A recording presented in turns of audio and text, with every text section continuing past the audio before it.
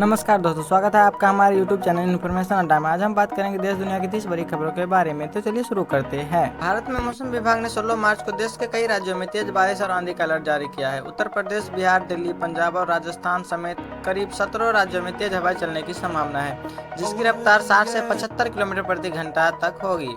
देश में आज राज्यसभा के कई सीटों के लिए चुनाव प्रक्रिया जारी किया जा रहा है। चुनाव आयोग के अनुसार 37 सीटों पर मतदान कराया जाएगा। कई राज्यों में राजनीतिक दलों के बीच कड़ी प्रतिस्पर्धा देखी जा रही है और परिणाम शाम 7 बजे तक आने की संभावना।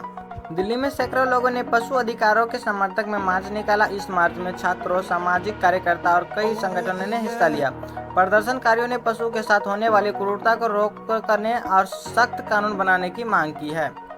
पश्चिम बंगाल की राजधानी कोलकाता और आसपास के जिलों में मौसम विभाग ने येलो अलर्ट जारी किया है। यहां तेज बारिश, बिजली और तेज हवाओं की संभावना जताई जा रही है।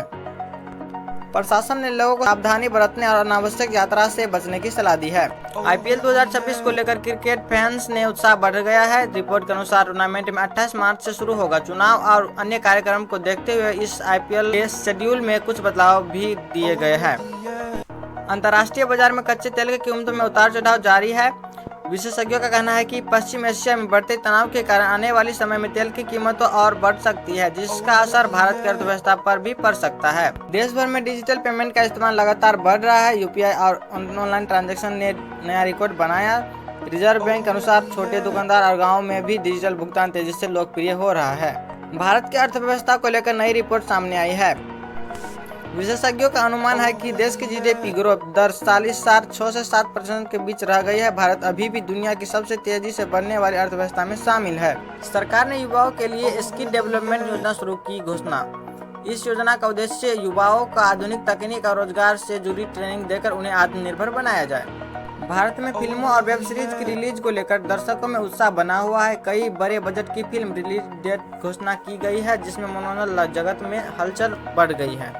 कई राज्यों में होली के बाद भी त्योहार और मेलों का आयोजन किया जा रहा है। प्रशासन ने सुरक्षा व्यवस्था बढ़ा दी है ताकि त्योहार के दौरान किसी भी तरह की अव्यवस्था न हो। देश में इंटरनेट और मोबाइल उपयोगकर्ता की संख्या लगातार बढ़ रही है। रिपोर्ट के अनुसार ग्रामीण क्षेत्रों में भी इंटरनेट की पहुंच तेजी से बढ़ रही है, जिसमें ऑनलाइन शिक्षा और डिजिटल सेवाओं का विस्तार हुआ है।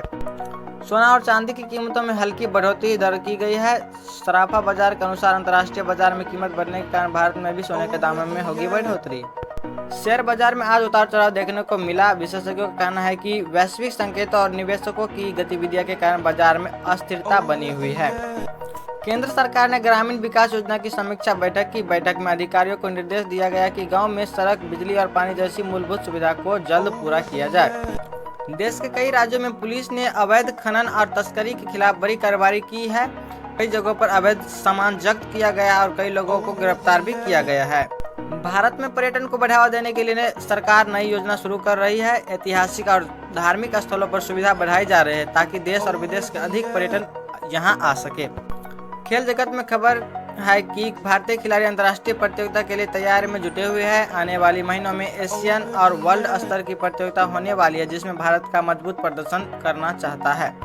देश में स्वास्थ्य सेवा को बेहतर बनाने के लिए नए अस्पताल और मेडिकल कॉलेज खोलने की योजना बनाई गई है। सरकार का लक्ष्य है कि ग्रामीण क्षेत्रों में भी बेहतर इलाज की सुविधा उपलब्ध कराई जाए।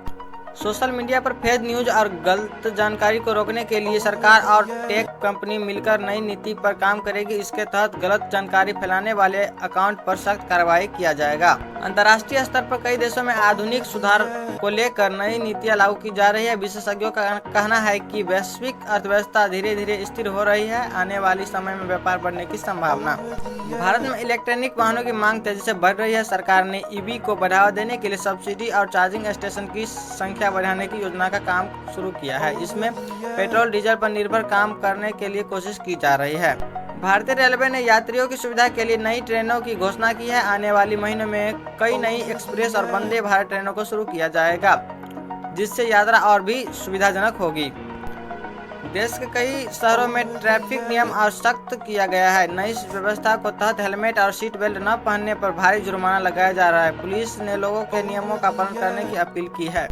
शिक्षा क्षेत्र में बड़ी खबर सामने आई है कि कई राज्यों में बोर्ड परीक्षा लगभग समाप्त होने वाली है। अब छात्रों को रिजल्ट का इंतजार है। कई शिक्षा बोर्ड अप्रैल या मई में परिणाम जारी करने की तैयारी कर रहे हैं।